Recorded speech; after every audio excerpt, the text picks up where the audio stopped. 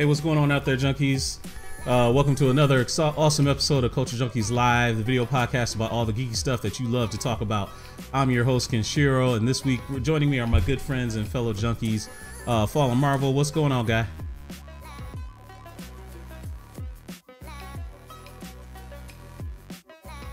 Good to see you. Good to see you.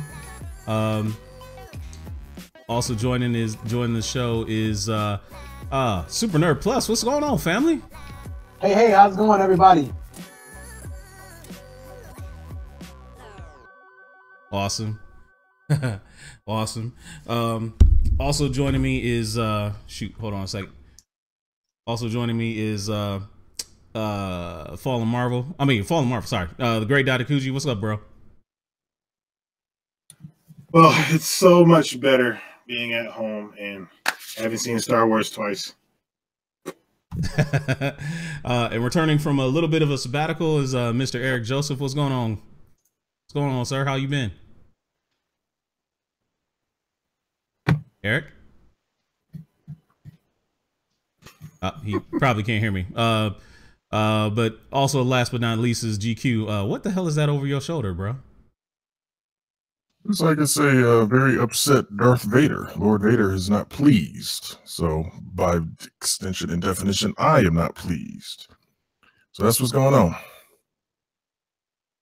Awesome. Well, it's I don't know what to say about this weekend. This weekend we had we had the awesomeness that was Star Wars The Last Jedi. Well, at least it was awesome to us. It doesn't seem to be as awesome to everybody else, because all these fans out there just having a fucking conniption fit about this movie, man. I mean, really, like, I'm like ready to jump out of my seat. I'm ready to kill somebody. Like, what the hell is wrong with y'all? Like, this movie was good. This movie was really good. I mean, okay, somebody break it down to me.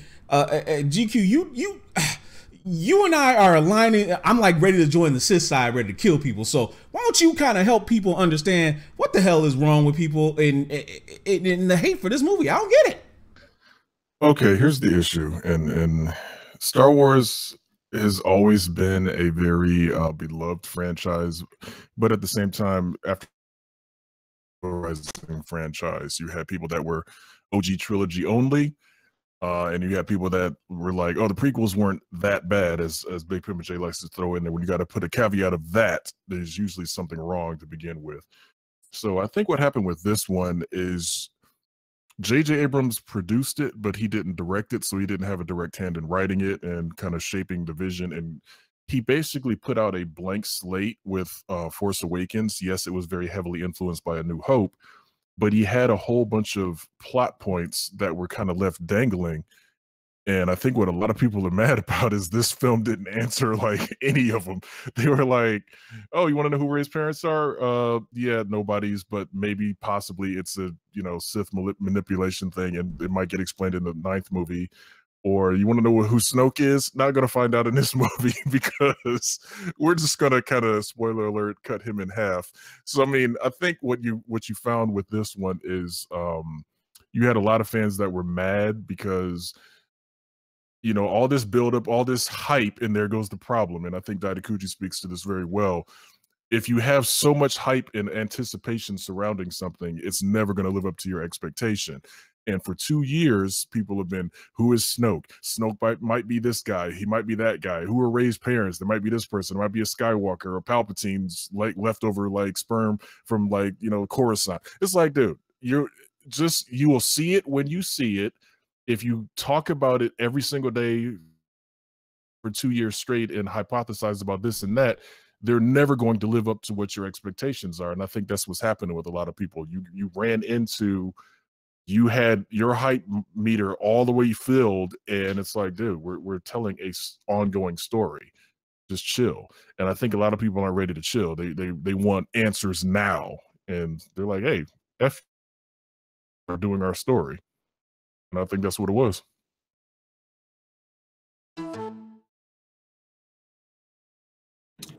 Nope, that's it. It's 100% it, because me watching the movie the first time, I had that expectation that I was going to get some answers, and I didn't. And I was like, I didn't hate the movie, but I was disappointed that I didn't get my explanation. Then the second time watching it, I forgot all about that, didn't care about it, and I watched the movie and enjoyed the movie and took it for what it is. That it's starting a new storyline with these new characters, and this is what's going to happen, going forward. I mean, we like the old Star Wars; it's great. I didn't mind the prequels, and I won't say the prequels weren't that bad. The original, or excuse me, part one was sucked. Part two was average, and part three I really liked a lot because you do see the fight between Obi-Wan, and you see about Darth Vader. You see some stuff. I mean, granted, his turn was a little bit rushed, but if you watch the Clone Wars, you can kind of see where some of that stuff comes in, some of his anger, some of his frustration on how he turned. Regardless of that, I didn't hate the prequels as much as most Star Wars fans, because you're not a Star Wars fan apparently unless you only like the original one.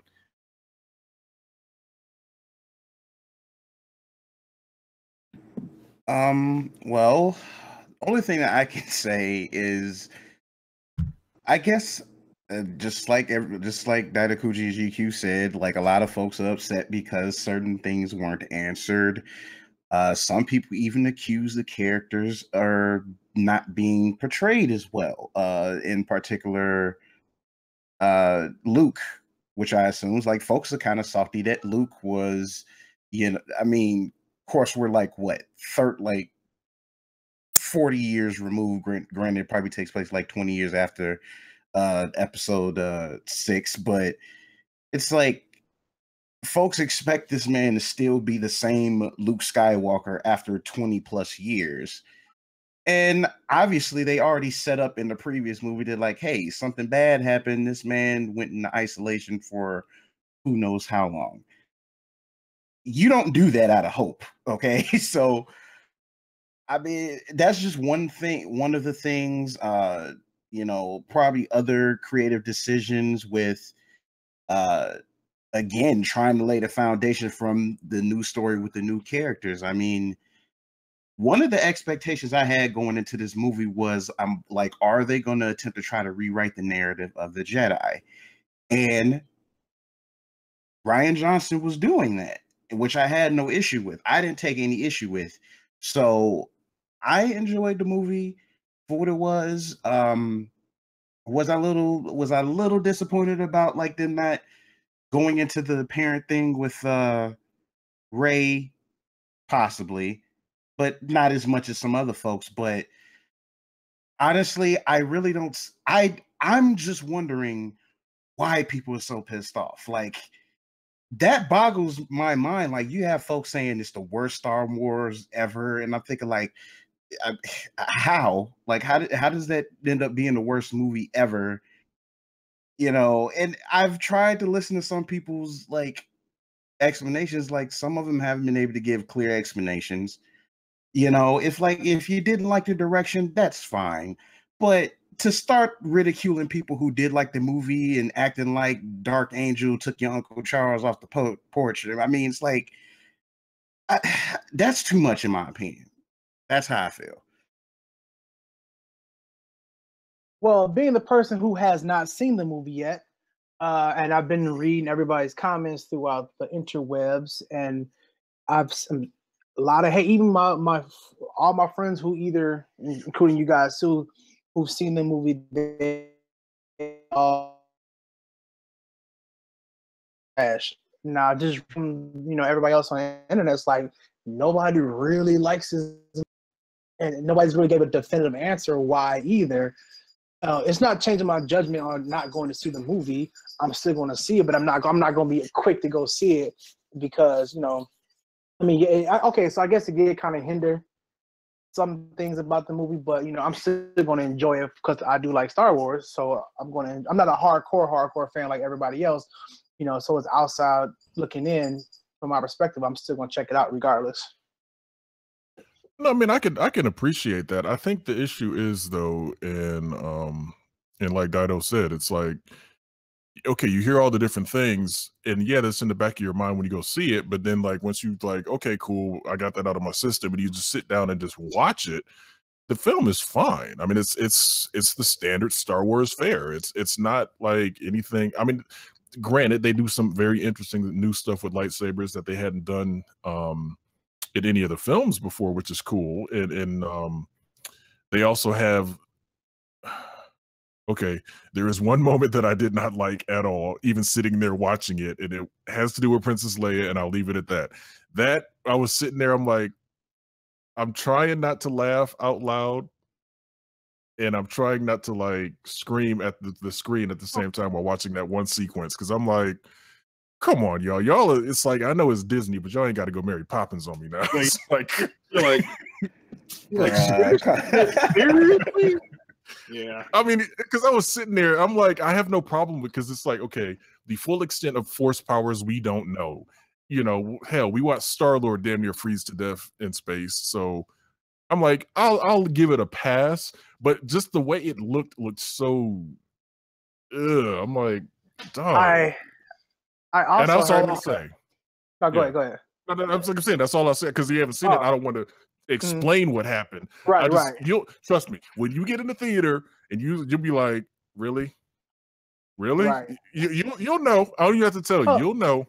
So on that note, to piggyback off that, I'm also hearing that it was way too much comedy going on. And a lot of people were saying, oh, Disney is messing up Star Wars for the simple fact because they add more humor in it. I mean, there always been humor in Star Wars. You know, I'm not a fool. I have watched every Star Wars movie. But from what people are saying, they overdid it with this one. Like it was stuff. It was comedy where wasn't supposed to have been a comedy scene. Am I correct? I don't agree with that. Like, I mean, honestly, there was some. Yeah, go ahead. There was some funny moments, but yeah, right. Like, I think it was like placed fine. I mean, the movie was 2.5 hours. It's not like it was just like back-to-back jokes or anything like that. It's not like they turned it into an action comedy like they did with Thor Ragnarok. I mean, even though I enjoyed it, but they didn't do that with this movie. Like, I don't know. I guess, like, some people saying the first half hour was just boring and dragged out and no lightsaber scenes. And then the second half that's what I'm just reading what people were saying. Dude, now, do y'all agree? Opened up with a star battle, and that was, try not to spoil it, that was the whole movie, was the beginning star fight to like the end of the movie. That's basically what was going on. It's kind of like a huge Star War. Yeah. So let me ask you guys this. So are we getting the same kind of people that are the casual moviegoers when it comes to superhero movies, that to them they think it's something, you know, terrible? No, same when we go to Star Wars. Casual people that's saying this. It's the freaking people who call themselves Star Wars fans. Remember, and that's what I'm saying. Same thing. These comic book fans are the same way.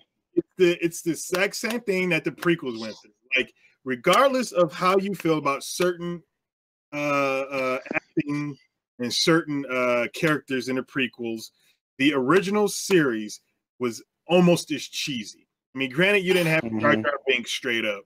You didn't have a Jar Jar Binks in the original series, but you still had some silliness into it, and you had some, you know, some bad acting. I mean, Mark Hamill was not like the best actor.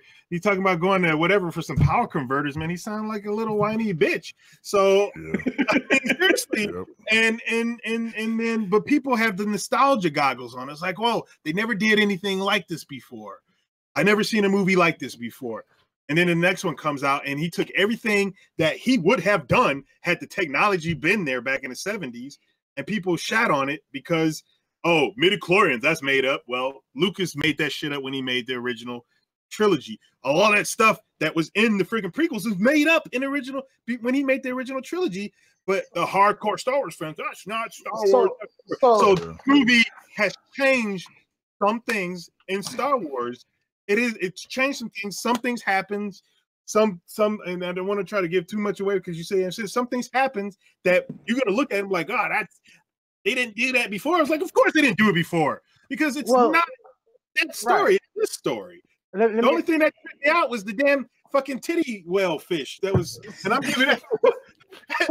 So wait, let me ask you this though. Squeezing fucking blue milk. It's like, that's where the blue milk come from. Goddamn titty whales. So you're telling me the hardcore Star Wars fans are like going above and beyond what Lucas originally put out there, saying whatever he created is bullshit? Is that what you're trying to say? That's what it So, appears to be. so Everybody that's had like a legit gripe about it mostly has been hardcore Star Wars fans.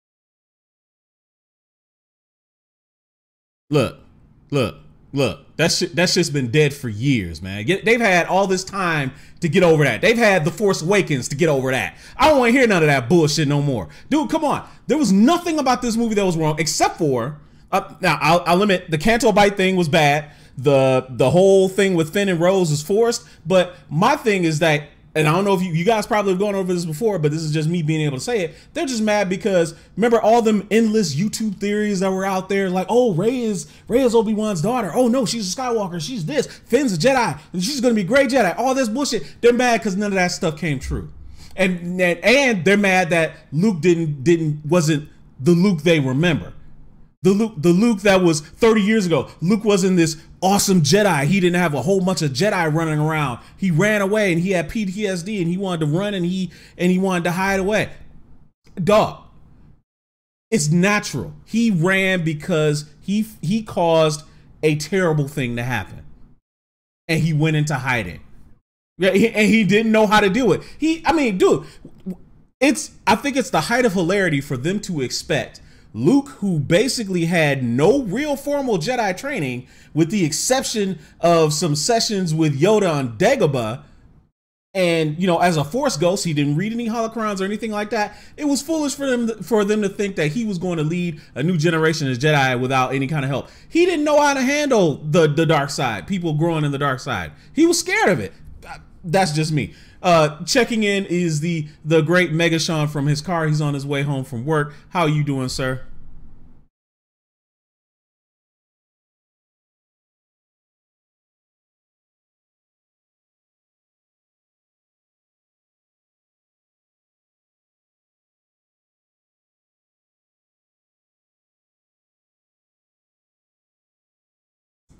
Well, that's fair because that's fair because all we see is a black blob on you anyway. So that's fair. That's good enough.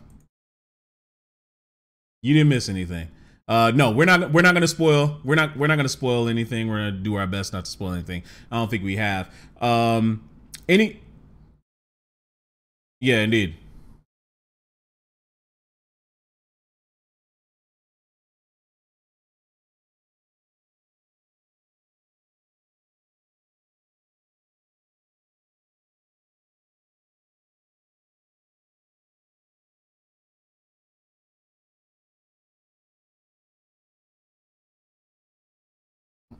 Yeah, sure.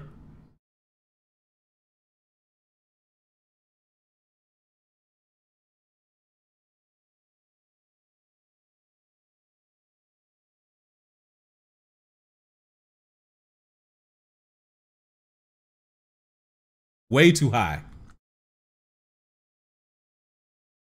Yep. Yep. Exactly.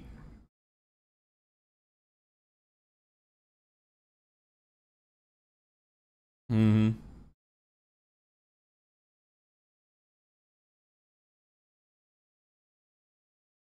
Yep. Go ahead.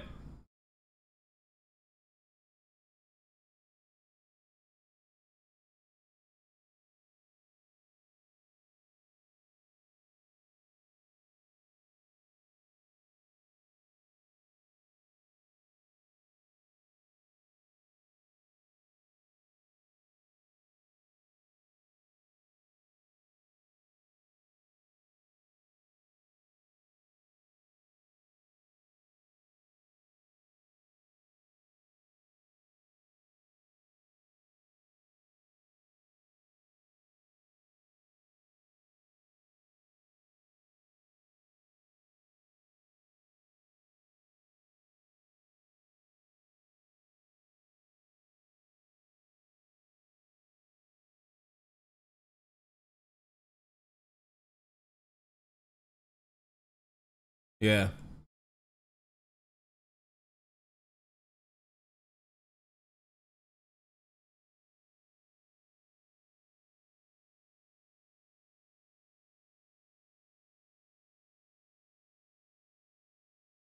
Happen. I don't care how many times anybody ever says that. None of us that may like this, if let's say all of us did not like this movie, Han Solo comes out, ain't not one of us not gonna go see it. So it's like it doesn't, it's like everybody can boycott and say, now again, I'm not saying anything against your friend, but anybody that grew up with Star Wars or watched it all that time, none of them can honestly sit there and tell me that they're not going to go see episode 9 when it comes out. So it's like, it's same thing with Marvel, same thing with DC. I didn't really like Justice League that much after like my third time seeing it. Mm-hmm. I'm still gonna go see whatever else comes out because I'm just, that's who I am. I like movies. I like to go. Yeah. I like to be entertained. So it's like, yeah, I think I liked Justice League less the second time I saw it, but it is the love for the characters. But right, I guess like individual characters, there's more room to grow than a franchise that's viewed as a whole, if that makes sense. Exactly. It's like, because I'm sorry, for me, the second they show a trailer with a lightsaber in it, I'm ready to go see the movie again. That's all I need to see, and I'm good to go. So, people are talking about they're going to boycott and and this should be removed from canon and all this other. It's like, you guys don't have that much clout. I'm sorry. And then and then there's also that narrative too that like everybody's saying that like Disney ruined the franchise, and I'm thinking like, how? Man, that's such horse crap. It's like and then like you have like a few people that like, of course, putting folks in the box because they did like the movie because they think that we just like mesmerized by the Disney magic, and it's like, guys, are you really that gullible that like they are like it that much? You gotta criticize folks for liking something that they genuinely went to see with an open mind. It's like, crazy, come on man. now. It's crazy, man. Fandom in general is just really, really toxic right now, and the next thing we're going to talk about isn't going to make it any better at all. The returns on Justice League have kind of come in. The final projections are in, and they're worse than I even thought they would be. I mean, this thing is only projected to make $737 million worldwide, not domestic, worldwide. So it's going to fall 75. 737 was Suicide Squad. Yeah, well, see, but it's going to be far below the $1 billion projection that we all know it should have made. It's not going to outdo Suicide Squad. It's not going to outdo Batman versus Superman, the movie that it's kind of directly being afflicted by. It's not even going to outdo the single C-lister. You can't call him C-lister anymore. Third Thor movie. That's outdoing it. This is a travesty, man. This is an absolute travesty. Eric, you're the guy on We Got This Covered. You wrote a big old editorial to DC explaining, what you think is wrong. What do you think they need to do in order to fix it? What's the problem here? Problem is the suits. If you're wondering what Ken Share was talking about, I don't know, maybe you can link it, in the chat for you all. Over the weekend, I had, a 3-page open letter to DC drop. Not DC, Warner Brothers, I should say, because DC doesn't make movies. Warner Brothers makes movies made based on DC properties. And I just went and addressed, as a point of view from a fan who loves DC, what's not working. And there's a hell of a lot not working. And it was just this perfect storm that caused Justice League to fail. And I'm sorry, but, I'm not going to bury my head in the sand like fanboys and say, because this movie made some amount of money, that's success. Because, yes, the final projection of, I don't even know if this thing's going to do 675 million. I think it could very well fall short of that. If it even touches Man of Steel, we'll see. Either way, it did. It actually, I saw on Box Office Mojo, it's actually past Man of Steel, but that's the only one out of all the DCE movie. That's the only one. Yeah, it's just, what if it goes down that Doctor Strange made more than Justice League, and the suits have no one but themselves to blame because these No were one. the A-listers, and it seems like for the most part, people who saw this liked it, but that's the people who saw it because the track record. I mean, there's this cloud over it now, and it's the reason why I think going forward they're going to have to recast Batman and probably Superman. And not to get sidetracked of what I told on the editorial, but they're going to have to focus more on solo movies. But the shame is, with, I mean, both you and I'm pretty sure love Henry Cavill as Superman. We He's do. always going to have stigma attached that he's the guy from Batman versus Superman. Same thing with Ben Affleck, and I'm pretty sure Matt Reeves is going to recast there because he's going to probably say this film is not going to live up to its potential if it has the guy from Batman versus Superman playing Batman. It's just WB mishandled everything, and we all knew the strange ballad that was the production of this film because pretty much all of it got online. And the fanboys wanted to say it was all media making it up. And in the end, guess what? All of it was true. Absolutely. You GQ. can tell it was the product of two directors You're right. together. And you can tell in the movie what was Whedon and what was Snyder. And I'm sorry, it's just, even if they say, all press is good press, but in this case, it's not. It's not. GQ, I know this is like your favorite, well, this is your next favorite dead horse to beat after Batman vs Superman. We basically took that thing into the glue factory 3 or 4 or 5 times. But in regards to this film, oh, actually, is he still there? Let me ask this guy. Mega Sean, weigh in on Justice League. What do you think of it when you saw it, and why do you think this thing is getting just absolutely murdered in the box office and public perception?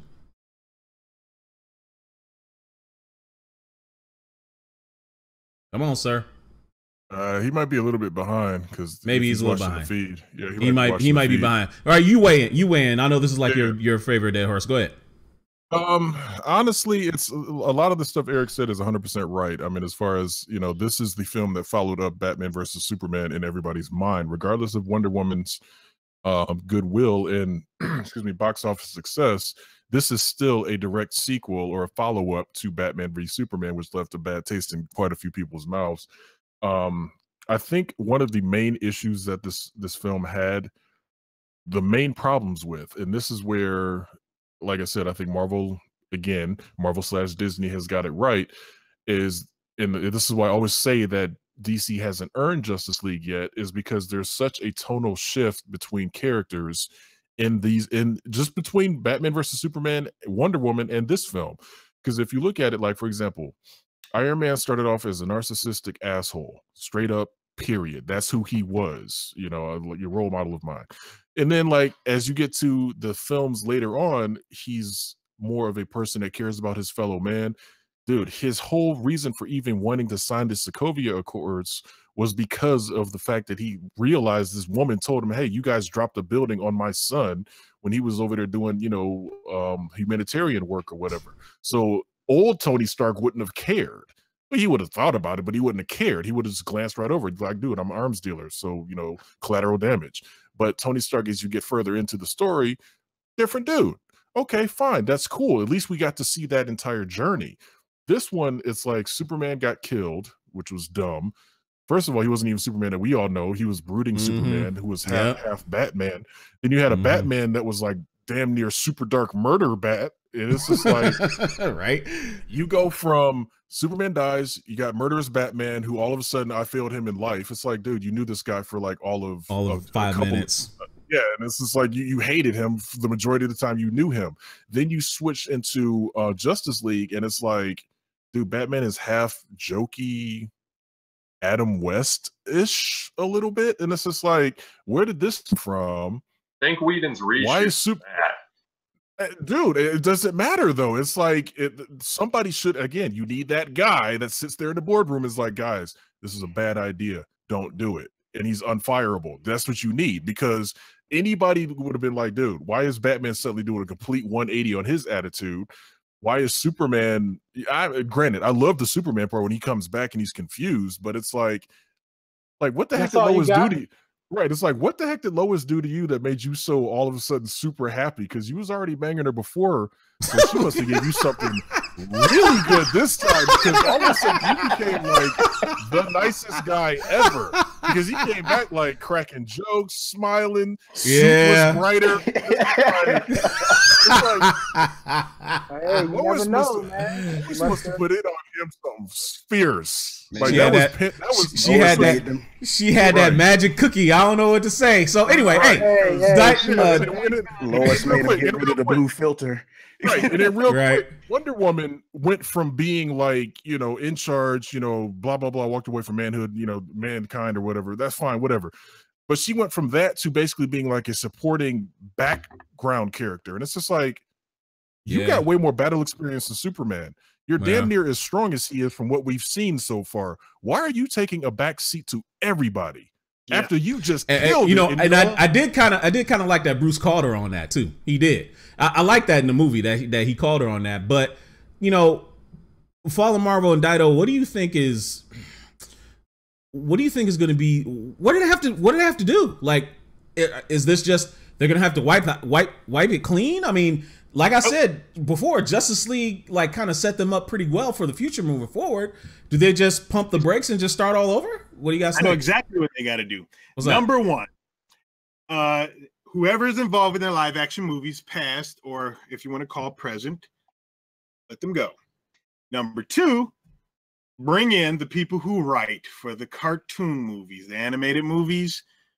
Let them do it because they have hit it out of the park time after time after time after time. And I'm like, why can one division of Warner Brothers / DC do this and the other division seems not to be able to do it? Because okay, I can't remember exactly which one it was, but I believe it was an animated movie, and I think Supergirl was in it, and Darkseid showed up, and Darkseid beat the living shit out of Supergirl. Apocalypse, Superman, Batman, Apocalypse. Yeah. How hard is that to turn that into a live action movie? Shouldn't be that hard. Okay. I mean, what are they doing in the animated movies? Super Nerd, you were gonna say? I think Warner Brothers is suffering the same fate as Fox. They just putting out shit. They trying to get the money, and they think they can do whatever the hell they want because they've been in the game for so long. That's an interesting standpoint. Okay. And then they're at the point we're gonna do. What can we do? And they don't know right now. That's why they bring in Flashpoint. They figure Flashpoint is going to fix everything. No, it may fix everything, but it's still going to be a good movie because they probably going to make it a 2-hour movie and pack everything in there, but it should be spread out evenly to a build-up. Just take the Marvel format and do it. It won't hurt anything to do that. You won't feel like you're less of a company for stealing somebody's shit. I'd rather you do that and make money. But right now, they're going to be fucked for the next 10, 15 years because we all know what's coming out next year, and we don't care what Warner Brothers is putting out. We don't care what Fox is trying to put out. It's what Marvel's putting out right now. It's what it is. Hello? Yeah, go ahead. Go ahead, make it shine. You ain't got a chance to talk. Oh, well, thank you. I appreciate you, brother. By the way, that's a nice shirt you got. That's a nice hat. That's a nice hat as well. Thank you, wow. Thank you. He really likes the hat. The hat is what he really likes. Well, in the name of Chadwick Boseman, burn that damn hat, man. But anyway,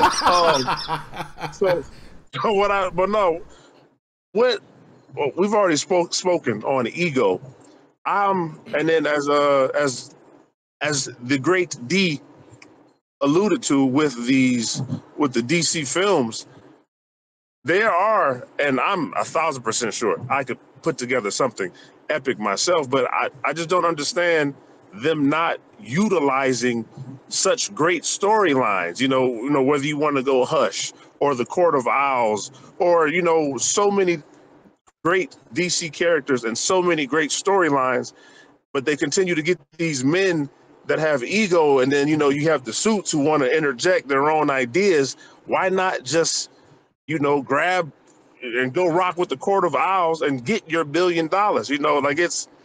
And then for oh crap, damn it, I don't know what this man's Culture Junkie's name is anymore. Philip 2.0. Hey, the super nerd, super nerd. Household name. I'm sorry, well, not in my household. But anyway, so in what Super Nerd said, I don't even think it's about them copying Marvel, because as we had all said earlier, they don't need to, because it's Batman and Superman. They just have to stop getting these asshats who want to, change things up. Hey, what if Batman was old? What if Batman was raped? What if this? What if that? Like, why not just take what was on the pages that made these guys household names and then just put it, like, you've already got it. Then just put it on film as what they do with the animated projects. But based Hell, off of, but since Michael Keaton, this has been the same situation. Like, even though the Nolan trilogy was very successful, even that, it had his twist on it. So they've yet to get anybody who just puts these projects together. Maybe Jeff Johns. Maybe they should just let him do a movie without getting anybody who's ego driven, and let him put together something. Because if that man can resurrect Aquaman, damn it, he could probably do anything. well, He here's probably the thing could. what they should have Go did. ahead. He probably Here's the could. thing they should have did. When Jim Lee did that Justice League book, and it was like, was it with the New 52, wasn't it? Yeah. Yeah. That's all you need right there. That's, you bring everybody together and then, do it like that. Because But see, we're approaching it from the standpoint, we've known these people, we've known these characters for decades, right? You can't, like GQ always talks about, you have to earn those type of movies. DC hasn't earned it because they didn't set it up right in the beginning. Like, if they had done Man of Steel, we can all agree was kind of like, even though it wasn't a fantastic movie, it was a good starting point, right? You don't jump right into Batman versus Superman, or at least not the way that they did it. Like throwing like 3 or 4 different storylines together into like a convoluted movie and then try and build off of that. No, you have to meticulously build everything up step by step by step by step. That's why we keep saying Marvel did it right. Marvel set it up right. Catch-up, though. That's the They whole thing. are, but It didn't work, and now they failed. And the only way it didn't work because they were stupid. It didn't work because they were stupid. That's why. No one said that they had to do it exactly like Marvel, but they needed to have better execution than what they did. Is all we're saying. See, this is what played into that. Yeah, This is what initially played into that. It's just the fact, okay, Man of Steel essentially was a solid movie. Yeah. Folks had their gripes with it, but whatever. Their problem was that they were trying to capitalize off of what Christopher Nolan did with the Batman trilogy. Which is dumb. Because if you think about it, like, Man of Steel came off that trilogy.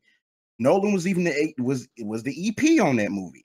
They've been trying to replicate the Nolan trilogy ever since, and they kept messing up. So it's like, hey, this not working. Okay, let's try the funnier way.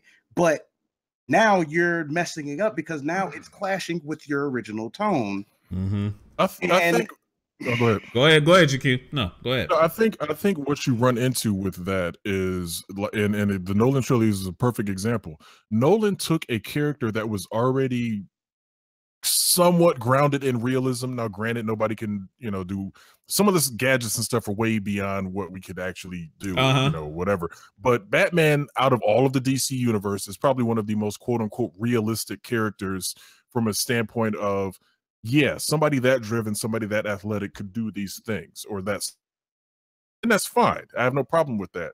Man of Steel sticking to that same feel is wrong. Because right off the bat, your first thing is, this guy is an alien. He shoots lasers from his eyes. He can fly, and he's ridiculously strong. You can't ground that in realism.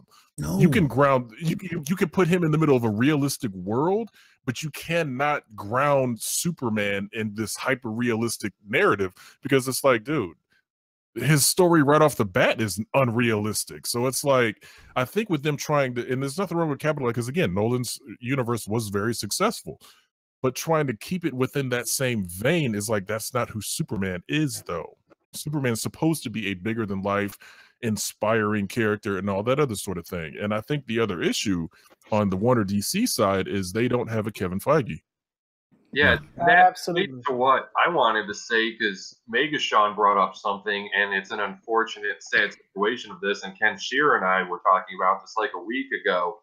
Yes, Jeff Johns should be their Kevin Feige. Unfortunately, he and John Berg were used as the scapegoats of this, because Yep. suits will never ever admit they're at fault. There's always got to be a scapegoat, and unfortunately, it's Jeff Johns, and he's been busted down, and who knows where it goes from here. But it's not. We all know Jeff Johns can, you know, probably crap on a piece of paper, and it's still going to be gold.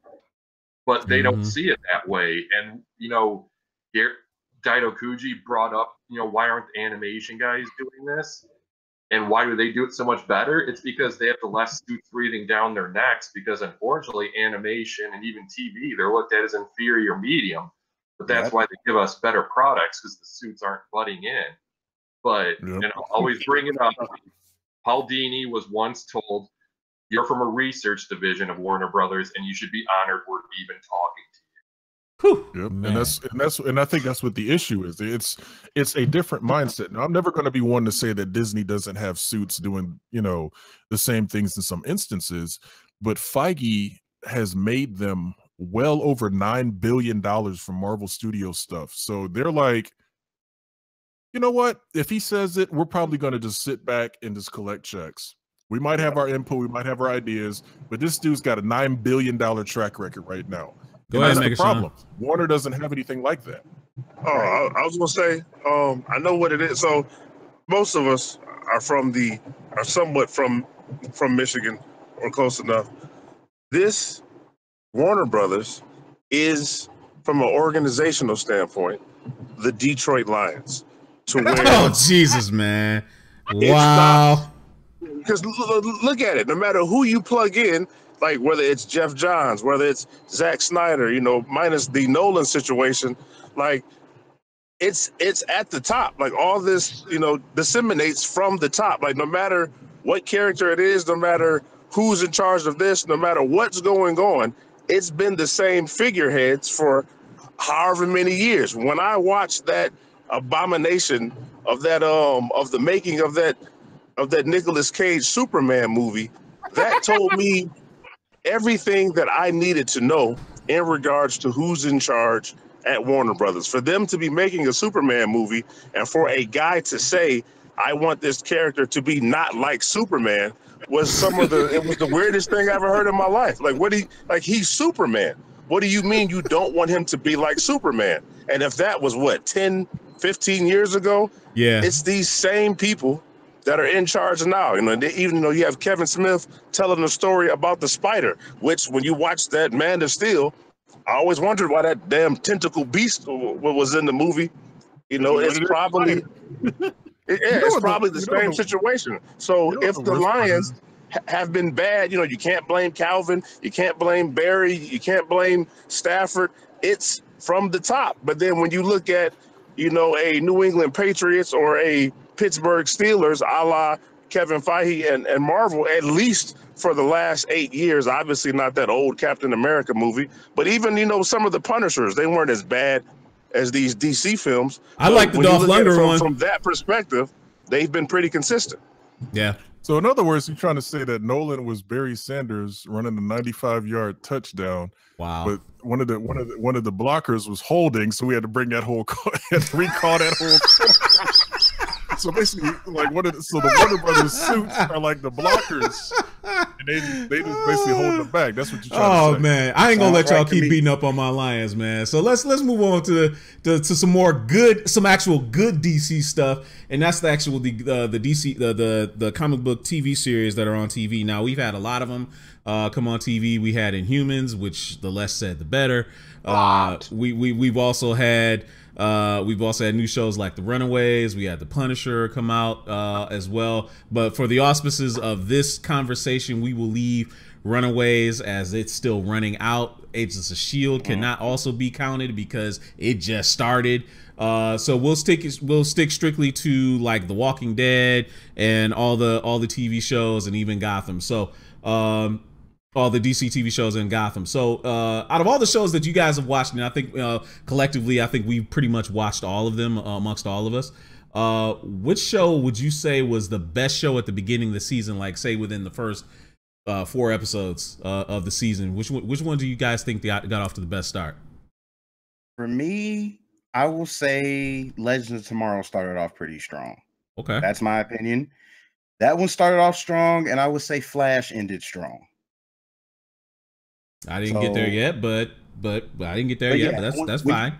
When you get there, you'll know what's up. So yeah, all right. So Eric, what did you think was the best show to start the beginning of the season, in your opinion? Well, my answer is Arrow, and I think it's been consistent. Not to get ahead of what you might say, but I think it's been the most consistent so far this season. It's just that its cliffhanger wasn't as great as other shows, but Arrow hasn't been quite as good as season 5, but it's been pretty strong. And Saint Gotham has been my second favorite DC show this season. All right, so you say the more Batman leaning shows are like your favorite ones. Color me surprised. I wasn't as hot on Gotham season 1. We all have our tastes, but I just really like how the show's going. And Professor Pig is the best thing to happen to that show since Jerome, because that whole meat pie tango was great. And I have to agree with Fallen Marvel. And people know I'm not a guy that's always been as hot on Legends of Tomorrow, but I just think they found this right formula this season. It's had a good balance between humor and drama, and it feels just more like a DC show, because in the past, at least I've said, that if you took names like Atom and Firestorm out of the script, you would know it's a DC show. But this year, it just really feels like it's really embracing, that universe. And I actually look forward to liking it, watching it week to week, as opposed to before when it was like, I'm just watching to keep up with the Arrowverse. Right. And then the Flash sucked until like the last 2 episodes. So. All right. Well, okay. So Dido, which was your favorite show to start the season? Well, I only watched the Flash. That's all, because we're not talking about Agents of S.H.I.E.L.D., so I only watched the Flash. Walking Dead lost me. I didn't watch I watched the first episode of the first 2 episodes of the season before. I didn't watch any of the season. All right. People told me of Legends of Tomorrow, and I meant to pick it back up since it's on Netflix. I just haven't gotten around to it yet. So it's so far I've just been watching the Flash, because that's the only series that didn't lose me where I have to come back to it. Because Arrow lost me. Everybody said, "Oh yeah, it was like this, but now it's better." Legends of Tomorrow, oh, it was like this, now it's better. And, all right. and Supergirl, whatever, said, "Oh, it was like this, and now it's bad." It's just like Flash didn't. Now it's like this, and now it's better. It's been good consistently, even though they almost lost me. Then Super Nerd and GQ and Megashawn, what were your favorite ones to start the season that you kind of like were rocking with? Well, I like the Punisher. We're not counting it. Remember, we're not counting Punisher. it. My bad. We're not counting the Punisher. Well, the other movie shows I don't really care for because of my reasons, but that's a whole other thing. Okay. So we can count me out on that one. All right, fine. We'll count you out. Count me out. Yeah, count you out. Megashawn, have you been watching any of the DC TV shows as they've been going on? GQ, you too. For me, no, but via social media, I did follow the round of applause for what was that? Was that Legends of Tomorrow, or was that The Flash? Like when it had its Justice League. Must be talking about the Crisis on Earth. Yeah, the Crisis. There we go. Yeah, that. Yeah. Thank you, sir. Thank you. Yeah, the Crisis. From what I had read, everybody seemed to love that. So just off of that alone, I'll have to go with that being pretty good. But besides any chance to look at anything this season. All right. Cool. All right, GQ. Last but not least, what was your favorite show to start the season? Agreed. So just the crossover. I enjoyed the crossover. That's one thing that DC TV is doing exceptionally well. Excuse me, like Eric said, these it's apparently it's less suits really involved in it, or just don't seem to care, and they're just kind of letting them do their own thing as long as they're bringing in ad revenue. But yeah, the crossovers that they're doing, it's more ambitious. It's like, this is the type of stuff that you guys need to be building towards in your film franchises, not just on TV. It's great that it works on TV, and it obviously it's going to have its limitations because again, TV budget. But the fact that they're doing it, it's like, dude, you can do it. You got some people that are confident enough to write this stuff and bring it to screen. So you just need to find a way to translate that to your film franchise and your film universe. Because I mean, again, even with Smallville had the balls to do, you know, like a Young Justice League type thing in their 5th season, and it's just like, dude, it was just cool to see them do it. It was the fact that they even went there with it. So it's like, you know, I that's what I did enjoy out of the TV though, was the crossover event that they had with the CW shows. All right, fair enough. Although I do have to say though, I did see some of the costumes for the crossover, and they did look really good. I give them props for that. The costumes on the shows look really good. All right, so okay, so if I was to weigh in, the best show to start the season, for me, probably also was Legends of Tomorrow, only because it felt like it was a real DC Comics show. Like it was, you know, it wasn't like a derivative. Like it wasn't trying to find it. It had found itself, and it was like, it knew what it was, it knew what it wanted to be, and it just kind of like took that and ran with it. It was like, it was really wild, it was really adventurous, it was funny, but it was also suspenseful and had a lot of action. Really well done. The Crisis that we talked about, I think, on previous weeks of the show was also really well done, because they stopped making it be single episodes of each show and just made it basically a 4-hour movie, with all the shows seamlessly blending together, which made it better. Now, what was the best show at the mid-season for me? It was The Flash. That season, the way they built up DeVoe, like at the beginning. Now, say what you want, Ralph Dibny is a complete waste. I wish he was not even on the show. Like, he takes away from the show, in my opinion. But, you know, the way the villain for this season being a non-speedster, this guy has been fantastic. I like this. I like Defoe, the Thinker. I think he's great. Fallen Marvel, was you already said The Flash was the best to you, right? Yeah. Yeah. All right. Eric, you already also said you thought, which one did you say was the best? You said you thought, well, you didn't think Arrow was the best in the mid-season. Arrow but had a good mid-season finale, I mean, as an episode, but, you know, the cliffhanger that all these villains were united, we already knew that was coming if you weren't following the news, or you could have inferred it. But like I said, up until episode 7 of this season, we can't really count the crossover, because, you know, that was essentially a mini series and you know, a thing of its own. But I'm hoping they keep that ball rolling, because the Thinker's been such a good villain, and that cliffhanger, which, you know, fantastic. If the guy could clean up, if he could decorate Joe's house with Christmas lights in the past and like the blink of an eye, and then put all the lights back in the box, because they're like, no, we're going to take time to do this as a family. That guy could have cleaned up that crime scene before the cops even smashed in the door. But the fact that how they set it up, and the fact that Neil Sandlands was cast as a series regular, who knows, maybe we'll see him as in flashbacks going forward. But the fact that they built up this guy as the Thinker, and then the true big bad was just some who we thought was some innocuous kid introduced in the same episode. Yeah. That curveball, and your big bad wasn't. I mean, granted, it's the same guy mentally, but still, he has a cooler name in Brainstorm, right? But it's just the fact that they threw this immense curveball nobody really saw coming. It was great, and just that was incredible. And Supergirl had a decent one, because it did. She was getting her ass beat. Getting her ass handed. She was getting her ass beat. She was getting that ass handed to her. Oh my goodness, she was getting that ass handed to her. I just forgot about something that we forgot about. The Gifted.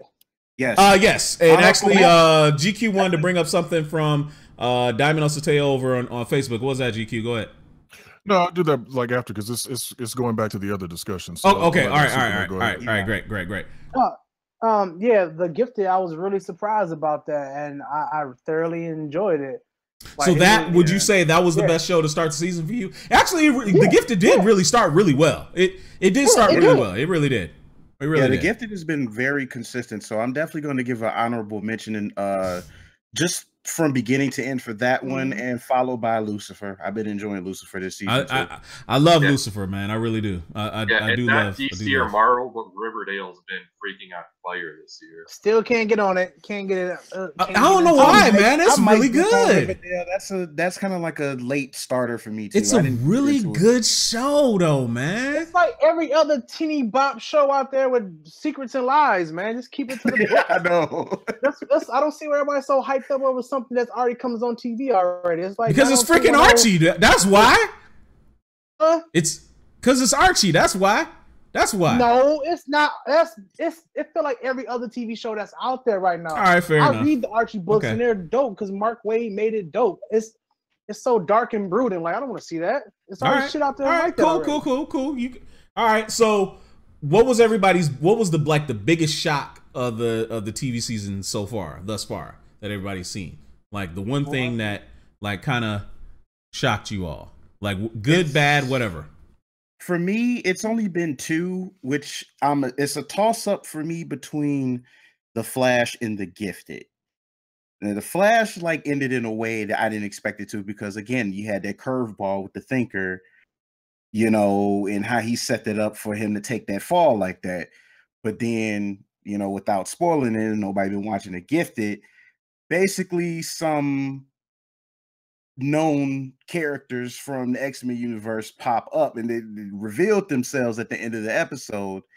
And it was like it was like one of those moments when I saw it and saw how everything went out. I was like, oh shit, you know. So it's kind of a toss up between those two. Like I'm stuck between those. All right. Now, I'll say that the biggest, I don't know, almost you call it a travesty, but of course we mentioned the Flash shocker. But they introduced these villains in Crisis on Earth X with badass costumes, and I can't cosplay as Evil Arrow because the guy's a fucking Nazi. Yeah. Hey, you know what? Speaking of the crossover, hey man, how you gonna make a badass looking Red Tornado, right? And then we saw Red Tornado in Supergirl, and what we saw how bad that was. But they finally did Red Tornado right, and I don't know. We're not gonna get him. Yeah, we're not gonna see him. So anyway, I digress. Let's see. Hand of Omega's on YouTube, and he's saying like, you know, nobody's showing any love for iZombie. Like, where's iZombie been like this season so far? I know it's not on yet. Like it does. It's a summer show. What? So it's not on yet. Okay. All right.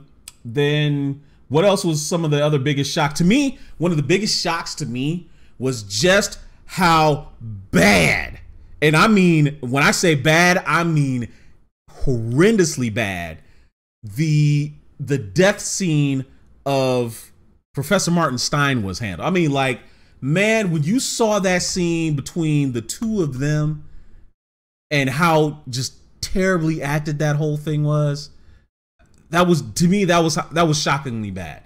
Like, now I've never been a really big Jax fan, like in general, because I felt like he was a waste. I didn't really like the way the character was portrayed, but just to see like, I forget the man's name, that plays Martin Stein, but he's an incredible actor. Victor Garber, incredible actor. But both, like, it was like he was mailing it in that performance, his death scene. That's what it seemed like to me. That was the worst thing to me. The most shocking thing to me was just how bad that scene was. Get me off now. Yeah, pretty much. I think narrative wise, it did kind of get me a little bit, but like I do kind of agree with as far as the execution of it though. So I had to invest myself in the narrative part of it versus the acting part. Because man, the acting like took me right out of it. Took me right out. I could Yeah, the thing is, I have a little bit more of a tolerance when it comes to that. So like, if it's not like so bad to the point where like it could distract me completely from the narrative, then I can let it pass. Because like the thing is, I never really had an issue with either character. So it's just like, I mean, if this how they go out, this how they go out. But I mean, you know, that's gonna be one of the things that affects the team. So I mean, I respect the narrative, but that's as far as I go. Anybody else got any good shocks for the mid-season on the comic shows? not really a mid-season shock, but is the Runaways going to be part of this? No. I mean, I wasn't, only because it kind of just started and it's only like 5 episodes in, or 5 or 6 episodes in. But we can talk about it briefly. Go ahead. What do you enjoy about it? I liked it. I don't know anything about the comic book. No, it's very quirky in its feel, but I like where it's going, because if you read The Runaways, the story itself is kind of quirky the way it is. Mm-hmm. And it's like some things that's kind of like, what the hell that's going on? But I guess that's kind of like the whole mythos with the whole thing with these kids that have these, quote unquote evil parents doing all this crazy shit. So I'm enjoying it so far. I'm just letting this episode stack up because I haven't watched it since episode 3. So I'm letting them stack up a little bit as I watch it. Same here. I thought they were going to drop them all at once because I got so used to Netflix doing that, and I wish they all would. Right. All right. All right. So what show at the mid-season has just like completely turned you off? Like you just can't do it anymore. Is there any show that you're just like ready to give up on? Anybody? Not this season. Last show that happened with me was Supergirl. I checked out last season. And you still checked out? You haven't come back? I haven't come back. I have no interest in coming back to Supergirl. Okay. And of course, like we've talked about it like in the group, but you guys know that like I checked out of Gotham after season 3. So same. Gotham should have checked itself out. I tried. I really tried. I tried through 2 seasons. I couldn't do it no more. Couldn't do it. Just couldn't do it. Yeah, I just couldn't do it anymore. I gave up on Lucifer after last season. It's just did you really? Special enough for me. I mean, there are a billion cop procedurals, and if you've read Lucifer comics, it's a complete 180. Completely different. Yeah. It's totally different. It is absolutely totally different. Absolutely without question. Well, okay. I'm very much looking forward to Black Lightning when it comes on in a couple of weeks. Megashawn, I know you're very much going to look forward to that. Are you gonna be actively watching Black Lightning when it comes on? Or are you I mean, that's a no, Tim. That's a no. You're not gonna watch Black Lightning? You're not gonna watch? Why? I just don't have to, so I'm not going out of my shit. If it's on, I'll give it a look. If I can watch it via the app, Xfinity or whatever, the app, I'll give it a watch. But with with any of with the initial casting. But I mean, if it's not a fan of Chris Williams, I take it. Are you not a fan of Chris Williams? Is that it? Is it another one of those Chadwick Boseman type deals where you just hate the main actor? I'm not a fan. He was cool on the Cosby Show. This man is bringing up something like from 25 years ago. Dang. What is going on here? Wow. I mean, what else has he been in since then? I'm just at.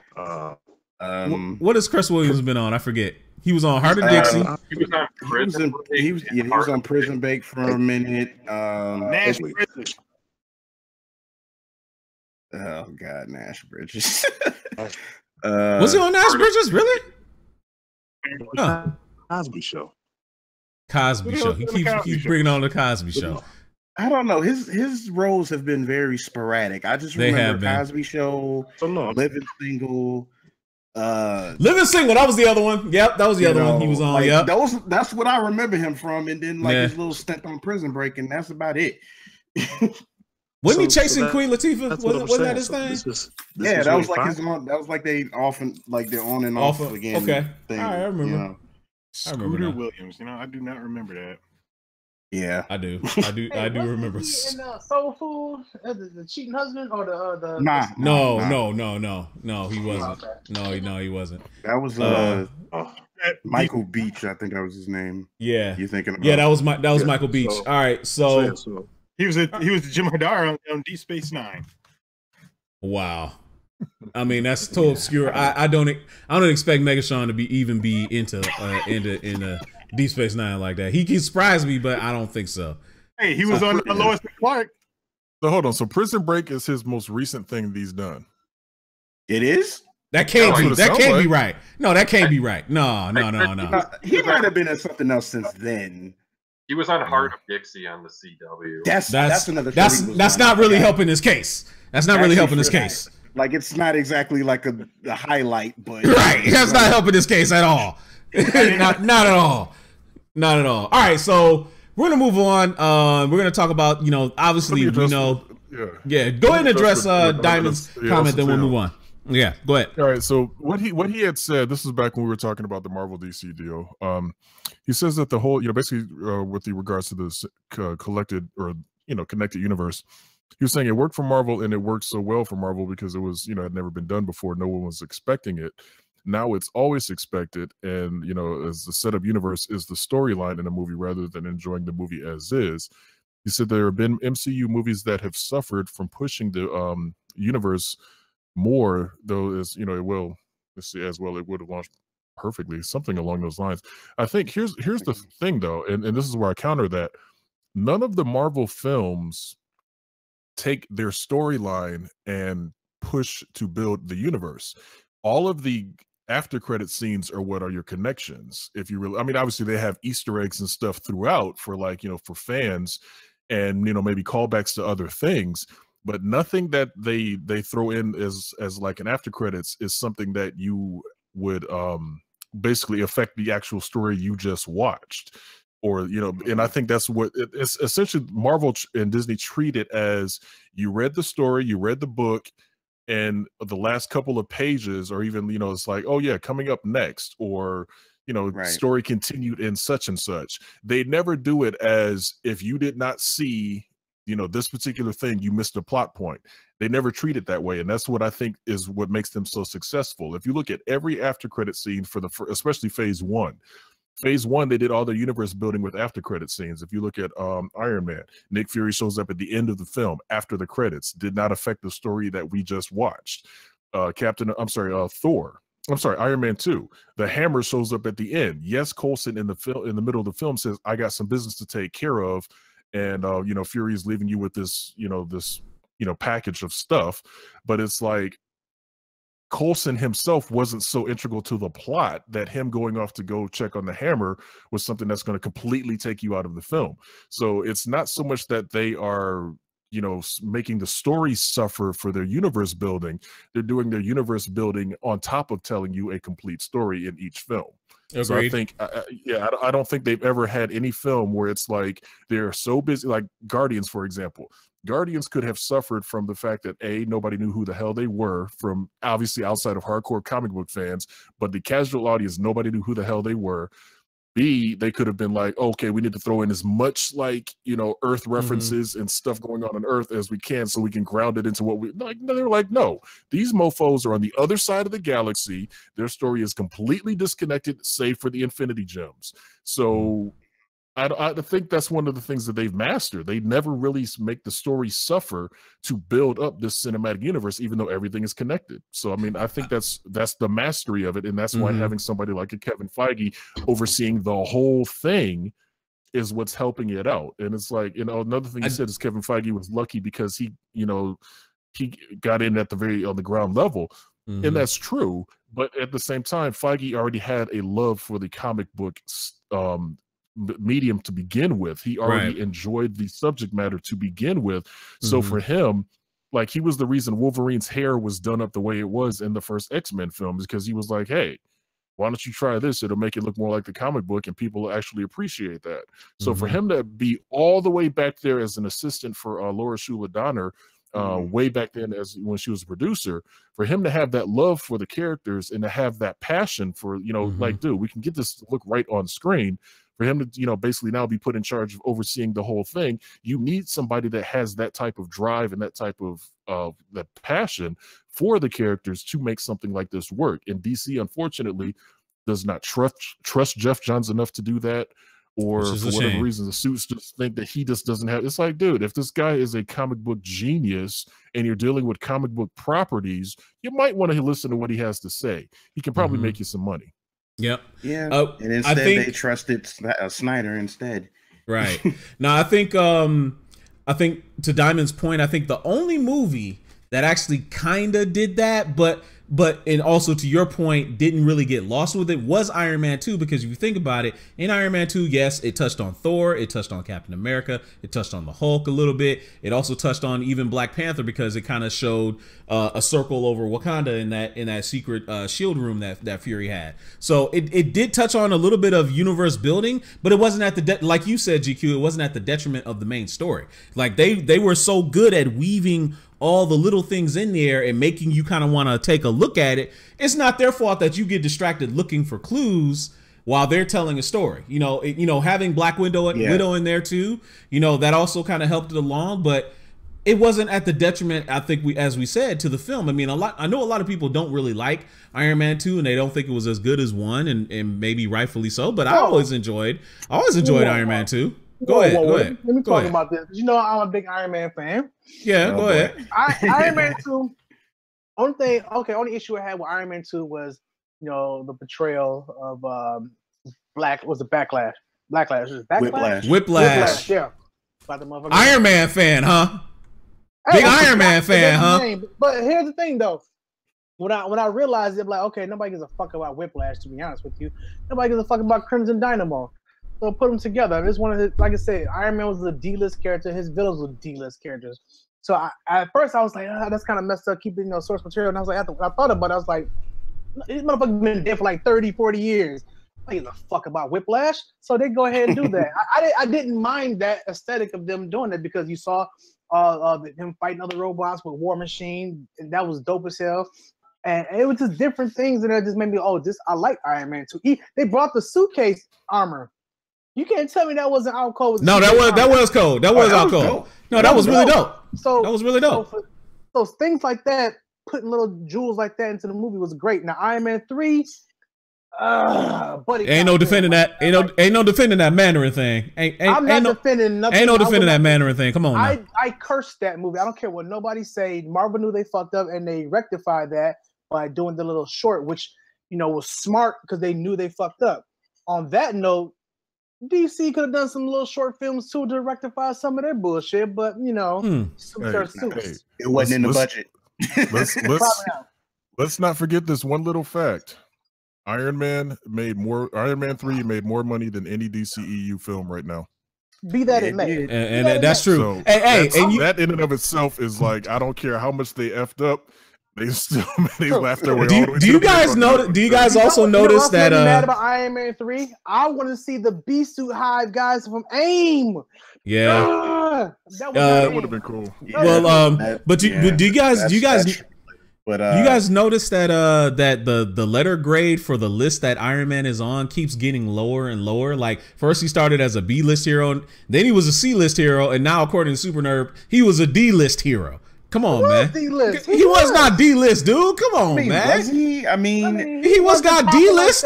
He wasn't D-list, man. I would call him a D-list hero. He wasn't no D-list hero now. Come on now. He was at least. He was below C. I wouldn't drop him below C either, man. D-list, come on, dog. In the 90s and in the 80s, he wasn't really popping like that. He had a couple of cartoons, and he had a couple animated films, but. But he didn't really get popping until like the 2000s. Until the movies. Until the movies. I grant you. Right. I grant you that. RDJ played the role. Like it was a rap after that. But even in the comic books around the 2000s or late 99, it was pretty dope what he was doing. It was like, cause I forgot who was writing his books, but I'm trying to remember too. I think it was I think it might have been Mark Waid, man. I think it might have been Mark Waid. I got a question for Eric because we haven't heard from Eric in a minute. Yeah, man. If they do, in fact, what it sounds like, because Affleck seems like he wants out. If they do, in fact, recast him, who do you think should be Batman, and which direction do you think they should go with it? Because they got to do something to turn this around. And if Flashpoint's going to be their out, who do you think should be to take on the cowl? That's a good one. Well, first of all, I'm not totally convinced Flashpoint's even going to happen because it's essentially Justice League 1.5. And why are they going to finance a movie that has the Flash, Wonder Woman, Batman, Aquaman, and if they even want to put Project Superman in there, you'll have Henry Cavill in the gray suit in the basement with the solar lamps on him. I mean, it is going to be Cyborg's in it too. You can even bring in Margot Robbie as Yo-Yo. This other version of Harley Quinn that just did like a cameo. But yeah, it's Justice League 1.5. So I'll be really surprised if Flashpoint ever happens. All they have to do is Matt Reeves can do his filmed as prequels. Hell, if he wants to, he could just ignore what's come before. But yeah, I don't know right now who I would cast. A lot of people want John Hamm, but John Hamm's not getting any younger. And while he would have been, a good older Bruce Wayne, it's time to go, I'd say, someone in their early to mid 30s, someone who can grow with 3-4 movies. I don't know how old Jake Gyllenhaal is offhand, but his name keeps getting thrown around, and he was almost Batman in Batman Begins, which means Maggie probably wouldn't have been Rachel in The Dark Knight. That would have been weird. That would have been a little weird. That might have been a little weird. You that kind of put a somewhat scary thought in my head when you brought up Project Superman, because if they're gonna do that, like, something tells me that they're either gonna have to use a completely different actor, or they're gonna fucking like CG Henry Cavill to look malnourished, and I dread to think how that would look. Oh, you mean to tell me that his mouth didn't look good in Justice League, and the scene on the farm, you could tell which lines were shot by Snyder and which lines were shot by Whedon, because at one point it's Henry Cavill, then we cut to Lois, then we cut back to Henry Cavill, and he's like, or what, however his face was looking. I'm actually thinking of like going to a small con when I don't have to wear something elaborate. I'm thinking of actually like printing out Henry Cavill's face and cutting out the mouth. That would be awesome. That would be funny as hell, man. That would be terrible, but not awesome a lie. That would be funny as hell, man. Dude, I'm sorry, but this is... We're not making fun of you, Henry Cavill. We're making fun of the business decisions. For rushing the process. I'm sorry, but they need to get a handle on that. That is one thing that they are going to have to really get, because Cyborg went through so many different looks in that film. Man. He was like the hold on, he's the bad proportions like in Fist of the North Star with the the top heavy bodies and the little skinny legs. Just one way the shirt will pop up. Oh, dead body,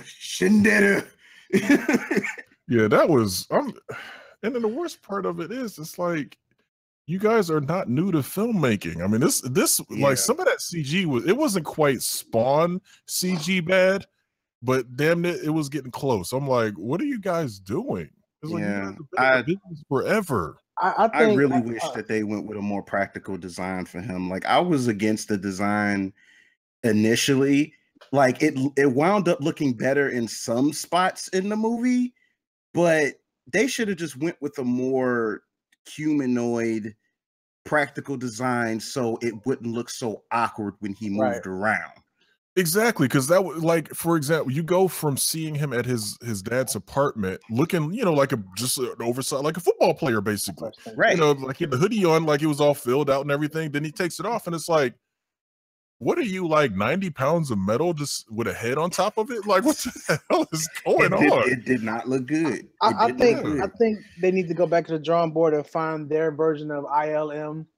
They need to find they need to find somebody out there. They need to find their Kevin Feige. They need to find all that. When Disney bought Lucas, they had their backs up against the wall because they did those 3 months of reshoots, and they wrapped reshoots in late August, early September, and the movie was out in November.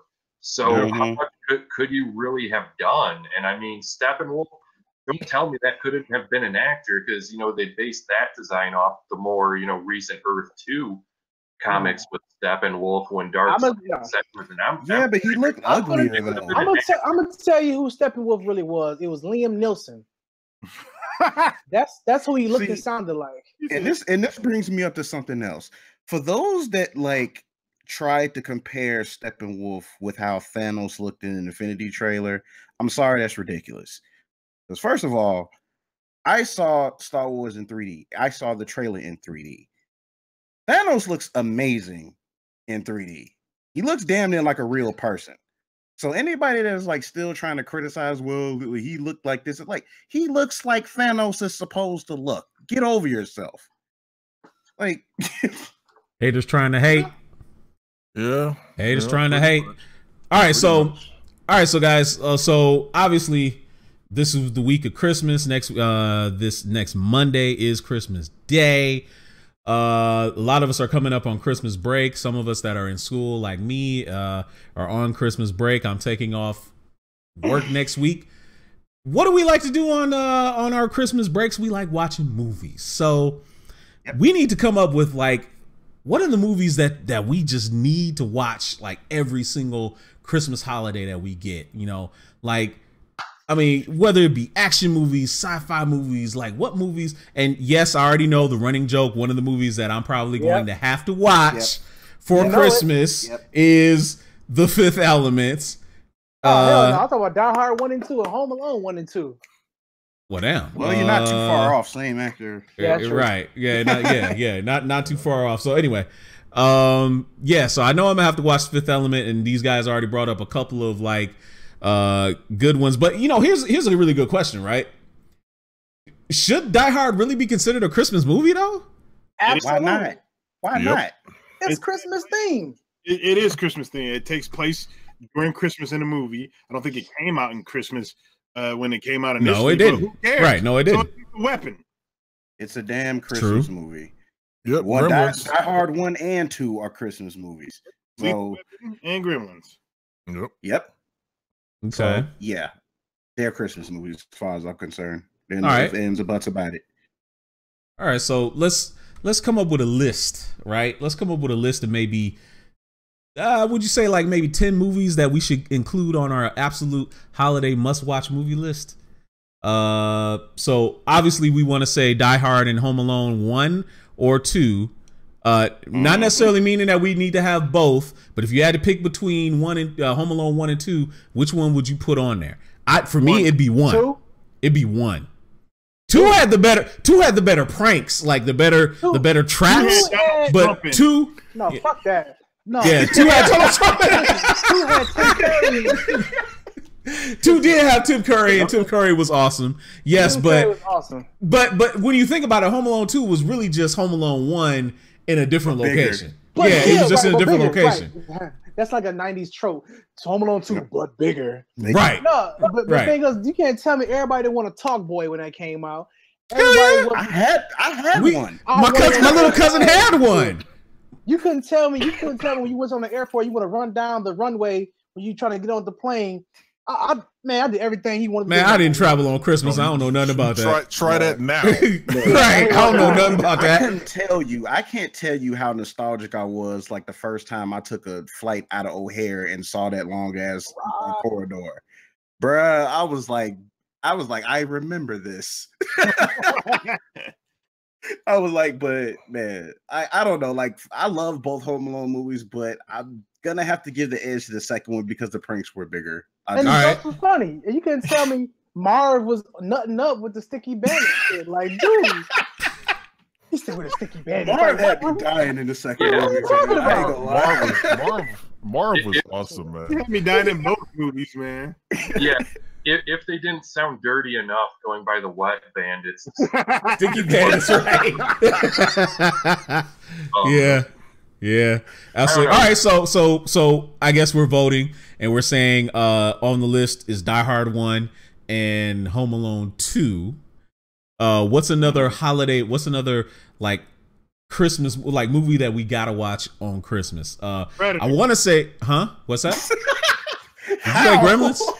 Hey, they were in the jungle in like Colombia. Well, you don't know if it's Christmas or not. Exactly. You said Predator? Predator? As a holiday movie though? To watch over the holidays? Didn't Predator 2 take place around the holidays or something? I don't remember exactly, but no, it didn't. Predator 2 was like in the summer. Yeah, no, it didn't. It could have been Christmas. You don't know. Right. Wow. Hey, on that note, Guardians of the Galaxy then. Groot was a walking Christmas tree. Right. Right. He had his own lights and everything. Right. All right. So how about what do we think about? Okay, since it just came out, but what Star Wars movie or any run of Star Wars movies? Empire Strikes Back. Would you want to put Empire Strikes Back on your must watch like holiday movie list, like that you have to watch it every holiday?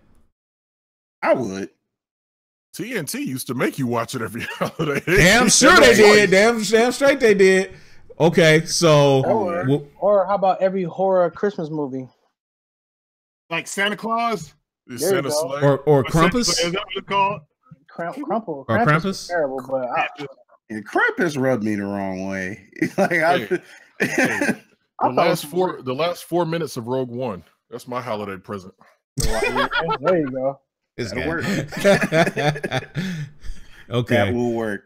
All right, so we say Home Alone 2, Die Hard 1, Empire Strikes Back, or should we just say classic Episode 4 Star Wars? Just watch that. Or Empire Strikes Back. I'm sorry, Empire is still right the now king. is still the It's best the king. one to me. It's the king to me. It'll always be the king to me. Yeah, always be the king. With Empire as far as all right, cool. So Empire. All right, so what after that? Now it's gonna get a little bit tougher because we got like the favorites out of the way. Do we want to put Gremlins on there, or has it not aged very well? I know. I was gonna put I have my two favorite Christmas movies. One is Batman Returns. Yes, that's a good one. That's a good one. I'll take that. I'll take that. I'll give you that. Absolutely. Yeah. The timeline overlaps with Christmas. Sure does. Yep. Yes, that's a good one. Okay, Batman Shining Returns. Movie. That's okay. Which one? You saw The Shining? The Shining. If we're going pure Christmas movies, I'll go with 1997's A Christmas Carol with Patrick Stewart because of that hilarious orgasm he had on Christmas morning. Seriously, watch the movie. Oh wait! Oh no! I want to watch that. Yeah, Scrooge definitely gets added to the list too. Absolutely. You know what? The last version of Christmas Carol I remember was the Muppets Christmas Carol. That's like the last one I watched. A lot of people like that. A lot of people. That's actually one of my that. favorite ones, honestly. Yeah. A lot of people really like that. But all right, yeah, so Scrooge definitely has to be Scrooged. All right, so Scrooged with Bill Murray, Empire Strikes Back, Die Hard 1, Home Alone 2, and I think that's it, right? Oh wait, no, and Batman Returns. That's it. That's Batman 5. Returns and the Shinnin. And the Shinnin. So that's 5. The shit. You better not say Shining. Yeah. Hey, what about the Simpsons? Yeah. So the Shinning. All right. Yeah, what was the groundskeeper Willie? He was, yeah. Like, no. Using my mind between 3 and 4. That's Willie's time. Now my wife is too close to my Arnold Schwarzenegger. Yeah. I can't do the Scottish accent. All right. So what else? What else we got? What was that Christmas movie Arnold Schwarzenegger did? I forgot. Jingle All the Way. Jingle All the Way. Yes. Jingle All the Way. Yes, Jingle All the Way. Absolutely. You gotta put Jingle All the Way. Yes, Jingle All the Way. Absolutely. Gotta watch that. Junkies out there, you guys are out there. You're not really saying anything. We really want to hear from you guys too. What are some of your favorite Christmas movies that we need to watch over the holidays? I was mad that they even tried to make a sequel to that, man, with freaking Larry the Cable Guy or something. I'm like, you can't have that. That's Arnold's time, man. Yeah, no. Yeah. No. I still refuse to watch it. Like, no. Yeah, that was ill advised. Yeah. No, can't do that. All right, says Nightmare Before Christmas. The Nightmare Before Christmas. Nightmare Before Christmas. Yeah, that's a good one. That's a good one. What are you talking about? How dare you even think about that, Ken? No. I mean, it's because I've never really been a big Tim Burton fan, so. That's just me. I like Batman and I like Batman Returns. Cheryl doesn't even like Batman. He says Batman's too overused. He is too overused. I mean, these hey, two, those things are not mutually exclusive. Y'all, I just want you guys to know that those things are not mutually exclusive at all. Batman, I can like Batman and Batman Returns and still say The Dark Knight is way too overused. And it is. I'm just saying. Whatever. This Whatever. the Batman Holiday Special was awesome. Oh. Yeah, that is true. I thought about it. Like, what about Batman Sub-Zero? Man, stop. We already got one Batman movie on here. No more. Nope. You can always. It's always fair. You guys are for Batman. You're proving my point. Summer. Yeah, it did actually. Remember, it was the juxtaposition that Gotham was going through a heat wave, and then there was like all the snow on the ground. Exactly. Right. So yeah, that's a summer movie. But there was an awesome Christmas episode where Joker sang the Jingle Bells, the greatest Batman song on Batman Robin laid an series, egg, which always is always room for BTAS. Yes, that's true. Always. Yeah. And then Jingle the X-Men Bells, Christmas episode. Yeah, that was Batman also smells. hilarious. Robin laid an egg. The Batmobile lost the wheel, and the Joker got away. That was a great one. All right, so and he sang it as he was escaping prison. Yes, he did. Escaping Arkham, dude, is awesome. Yes, it was. All right, so what else is out there as far as like Christmas movies we have to watch over the holiday? A lot of people used to watch. I'm inclined to add Ghostbusters 2. No. I know it's technically a New Year's movie, but it does take place during the holidays. No, absolutely, I agree with that. Vigo. Yeah. Power of Moldavia, command you. Oh, command me, Lord. That dude was awesome. Peter Manickle was great, dude. Vigo was cool as hell. Yeah. You guys ever seen the picture of me kneeling in front of the Vigo painting? No, really, no. That was. I'm not gonna lie, man. If it wasn't so freaking creepy and like the possibility that it might come to life, I would have got that poster. that poster is just awesome. I'm just like, dude. Yeah. Like every time you like put it in your living room when people are over, it's like, take a look. It's not Game of Thrones Blue Boy there. Right, exactly. I mean, it was like on the mountain of skulls in a castle of pain. I sat on a throne of blood. Like, that is the most badass intro ever. For real. Then they slime him for the ending. I'm like, that's how you're gonna beat this guy, right? Mood slime. Yep. All right, so it's not often supervillains get defeated with a bukkake in the museum. Oh Jesus, dude! Jesus, man. Yeah, he's right though. Yeah, that's true. That's true. Oh man. Okay. So, any votes for Elf or Bad Santa or the Santa Claus?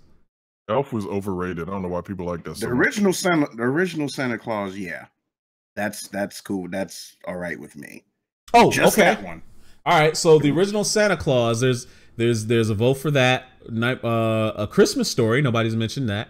No, I've seen that movie enough for several lifetimes. I'm good. Okay, that's another overrated one for me.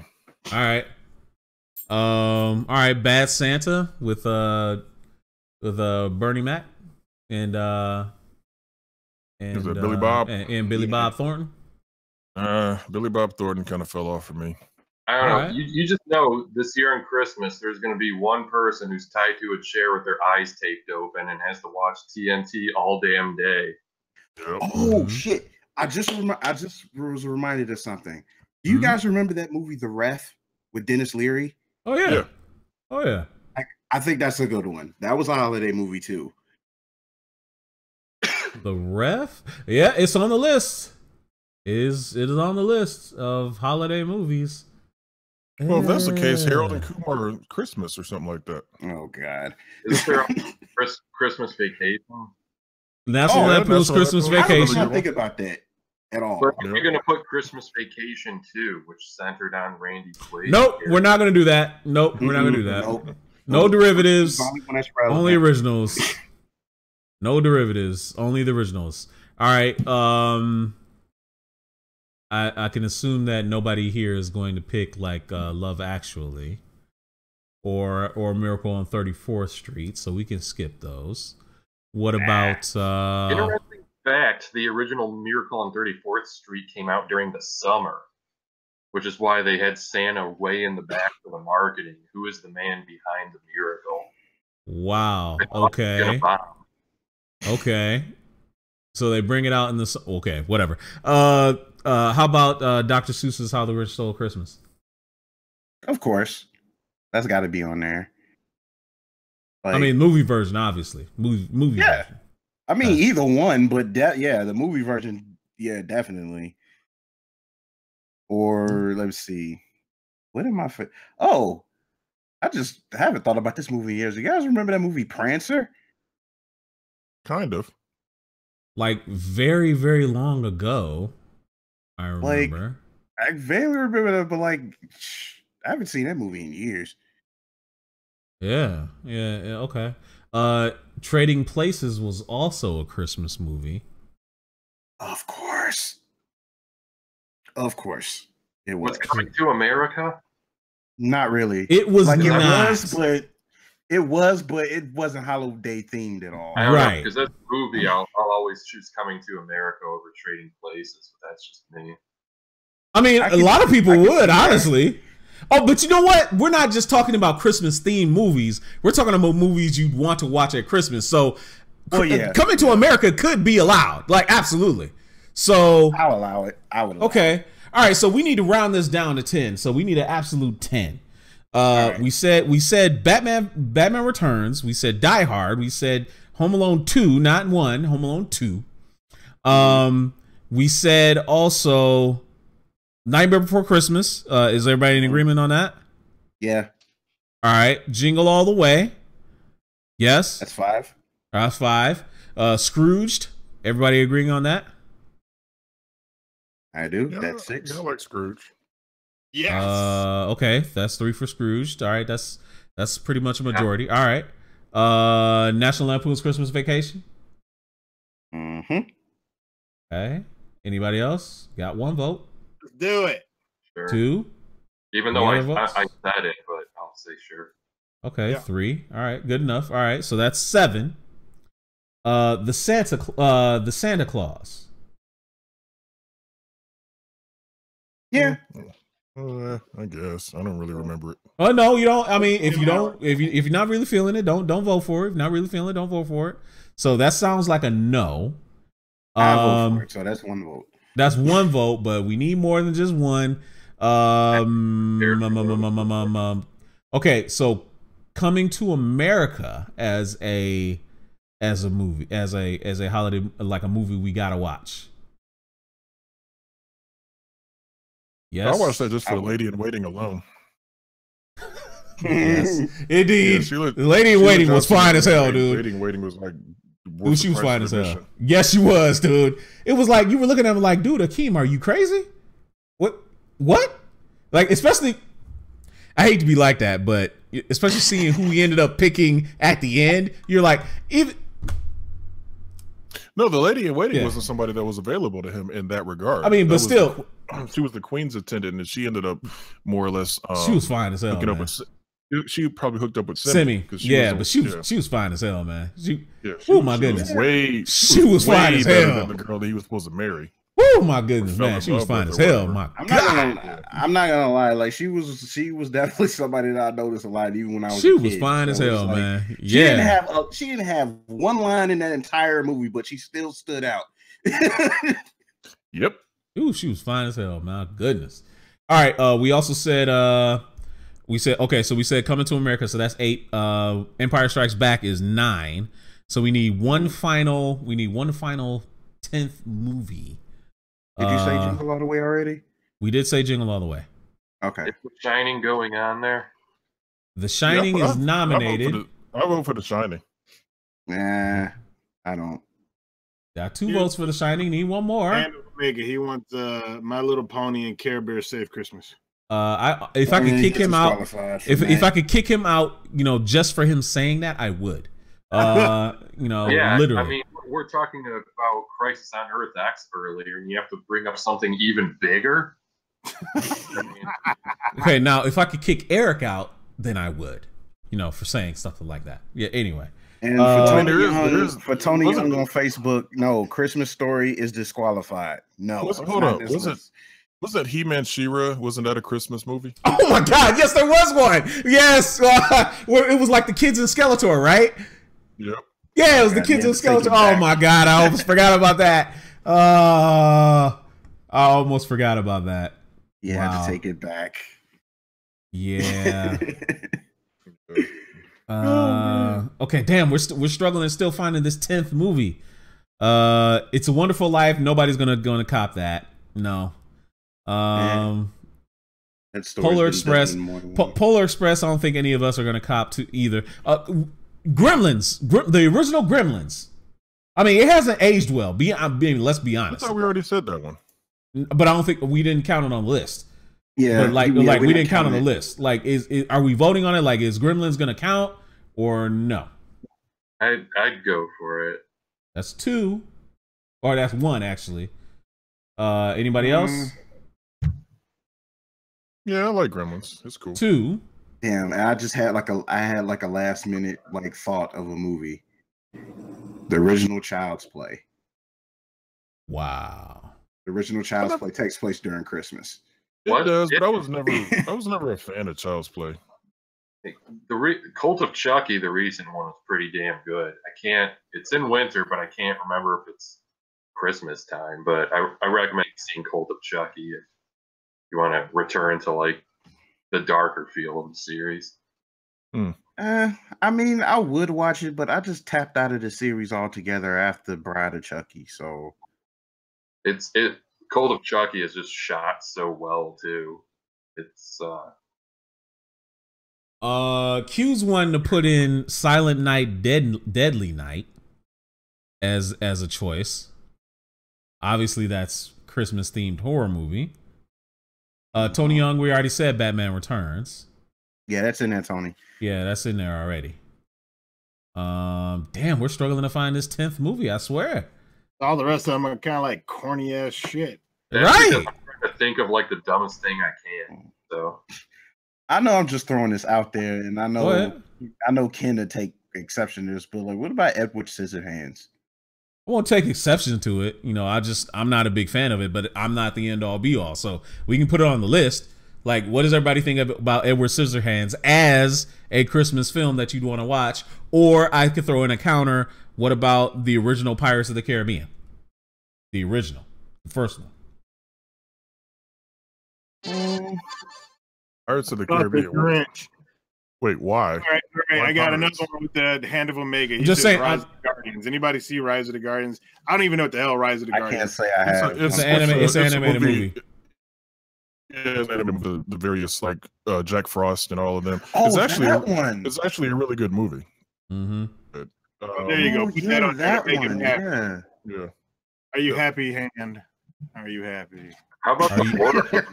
Wait a minute, that sounded really creepy as hell. Let me tell you, that sounded really creepy, dude. When you said, "Are you happy, Hand? Are you happy?" Like, what the hell are you doing, dude? Like, really? Creepy. You look right into the camera. Oh, jeez. Oh, dude. Save that for your nocturnal activities later. Never mind, you're married. You shouldn't be saying shit like that anyway. Oh my God. I'm never happy, he says. I'm never happy. Okay, so damn. I lost my train of thought. What was the movie that we mentioned? We were saying Edward Scissorhands as a Christmas somebody movie. mentioned something else. I said the original Pirates of the Caribbean, and the only reason why is just because that's a movie to watch with family on Christmas. Just gather around and just watch something together. True. Something that nobody would object to. Everybody will sit down and just watch. Right. It could work. It could work. Honestly, as much as people hate it, I like the third one more than the first one. Oh, really? What was that on Dead Man's Chest? Was that the second one? No, that's the second one. Dead Man's Chest was the third one. Was World's End. There you go. Yeah, see, I liked it because it had that fight scene with Jack and Davy Jones, and they was fighting like all throughout the ship. Yeah, I liked was that. cool. I enjoyed that. That was actually pretty dope. Some people were like, oh, it's too long. Lethal Weapon? Yeah. The original Lethal Weapon, the first one. The first Lethal Christmas movie. Boom. There's your 10. All right. So, all right. So the original. What we say? The original Lethal Weapon, right? Okay. Yeah, number 1. All right. So cool. Your Christmas Poe with Mel Gibson putting Gary Busey in a triangle choke. All right. So we got Lethal Weapon.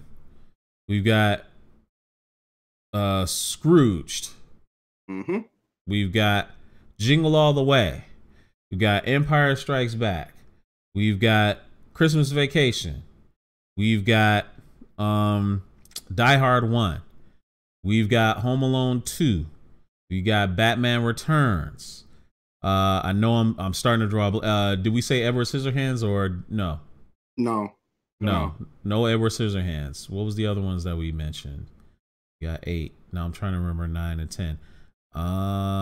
Crap. Did you say Jingle All the Way again? We just said Jingle All the Way. The Shining got voted down, right? Shining got voted down, much to your dismay. I know. Trying to think. Weren't we still stuck between Trading Places and Coming to America? Oh, Coming to America. We just say Coming to America. Coming to America was 9. We just say Coming to America was 9, and I'm trying to remember what was the 10th. 10th. You said Die Hard, right? Yeah, we did say Die Hard. The original Die Hard. Damn it, what was that other one? Because I'm drawing a blank now. See, this was is why it Rise of the Guardians? No, it was not Rise of the Guardians. So the hand can stay unhappy. The hand can stay unhappy. Shoot. Let me type these out. Oh wait, actually, let me just go look at the list. I think if I look at the list, I'll remember. That might help. I will remember. Let's see, Christmas movies. It was no, Nightmare Before Christmas. That was it. Okay. Nightmare Before Christmas. That's 10. Yep, that was it. All right, cool. So we finally got our 10. That's something I'm gonna have to absolutely. I'm gonna have to watch over the holidays. But first things first. I'm definitely gonna have to watch Fifth Element. So y'all can just get the hell off of my back. I mean, really. I mean, I didn't need to. I need to not be having all this aggravation. So in any case, so here's a programming announcement, guys. This was our 99th show.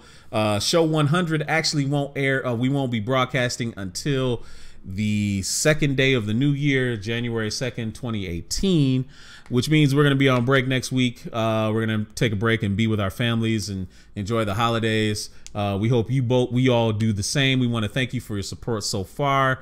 Be sure to check us out in a couple of weeks when we come back and do our 2017 review show in episode 100 of Culture Junkies Live. Hope you guys all have a great Christmas. What are you guys going to be doing for Christmas? Probably just gonna hang out with the lady, make some dinner. Either that or chill with my aunt and stuff like that. But mostly just gonna be a chill holiday for me. Chill holiday, okay. Dido, what about you? GQ? Wife and in-laws, and supposedly my some family is supposed to come over, but I'm not 100% sure because my aunt is coming from out of town, and her sister was asking if we can have the get together at my house, but nobody responded to the mass text.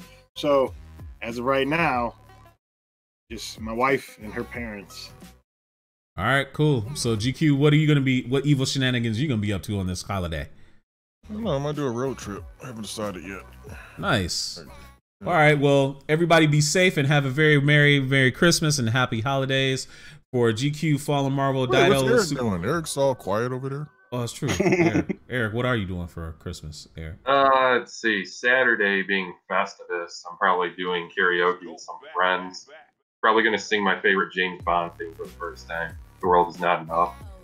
Christmas Eve and Christmas Day, I'll probably be Actually, with, shouldn't it be like Goldfinger or Tomorrow Never Dies? The World Is Not Enough is my favorite. That's your favorite? Yeah, that has male vocals, and as a special Christmas gift, I'll be singing "Sex Farm" from Spinal Tap. Damn, you know what? We didn't pick one James Bond movie as a Christmas film. Should we be surprised by that? I don't know. Maybe not. Maybe not. I don't know. I'm not thinking what one's aligned with Christmas. I'm drawing a blank then. Christmas Eve, Christmas Day, I'll probably be with family and get to take a break from writing 100 news articles per day. So, Right. Okay. Well, we all, like I said, we hope you all have a very happy holidays and a Merry Christmas. We will see you back here on January 2nd, 2018. And until then, for the great Dadakuji, for Super Nerd who had to check out, Megashawn who joined us after a long sabbatical, Eric Joseph, Fallen Marvel, and GQ. I'm Kenshiro. We'll see you guys in a couple of weeks. Be safe out there and take care. Peace. Happy holidays, everybody. Peace. Buy some stuff. Consumerism.